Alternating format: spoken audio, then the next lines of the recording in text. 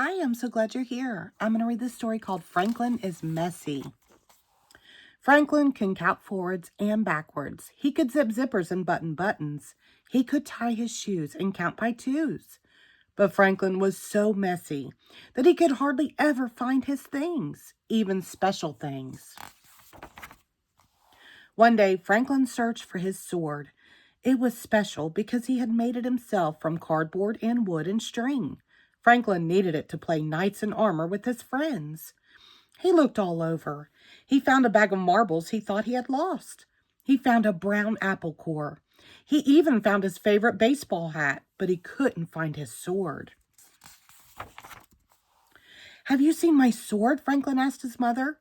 Franklin's mother looked around his room. She shook her head. "All I see is a big mess. Please tidy this room before you go out to play."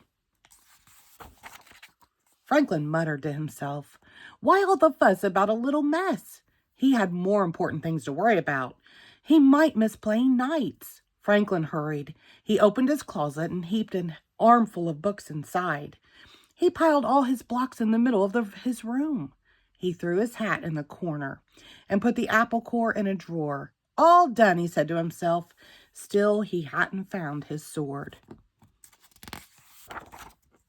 By the time Franklin reached Bear's house, his friends were already playing knights. Bear slashed the air with his sword. Beaver lunged at the evil dragons. "Hurry, Franklin," shouted Bear. "We need you."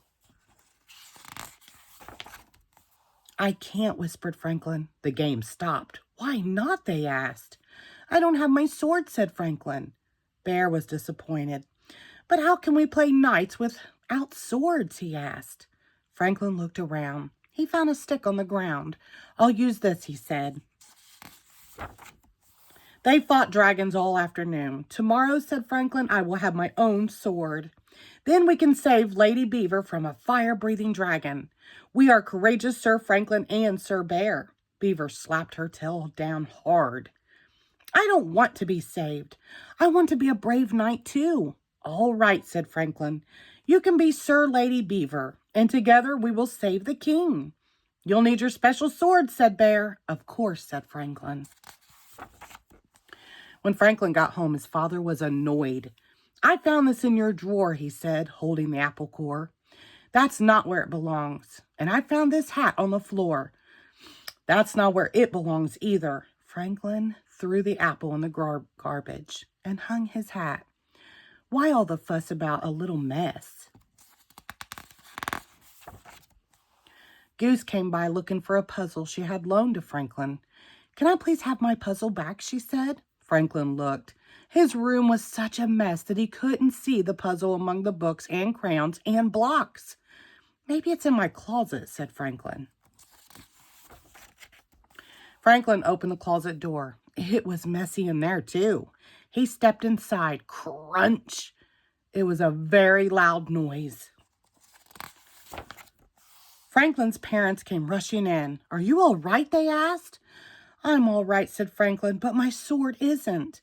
He held up the shattered pieces. "What a mess," Franklin said sadly. "Maybe you need more places to put your things," said Franklin's mother.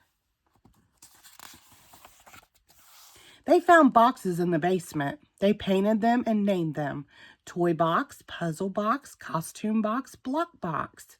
They put books on the bookshelf. Then they put a special hook on the back of the door for a new sword.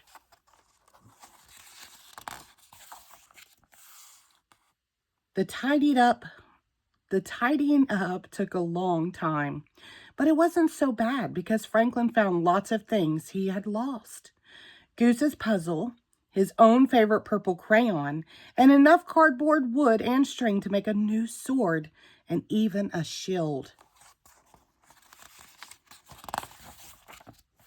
The next morning, Franklin dressed in all full armor. He was especially proud of his new shield. It said, "Sir Franklin, loyal and brave." "Sir Franklin," said his mother, "I think you forgot something." Franklin's mother whispered in his ear. Franklin smiled. They took a crayon and added 2 more words to his shield. "Sir Franklin, loyal and brave and neat." The end. Thank you.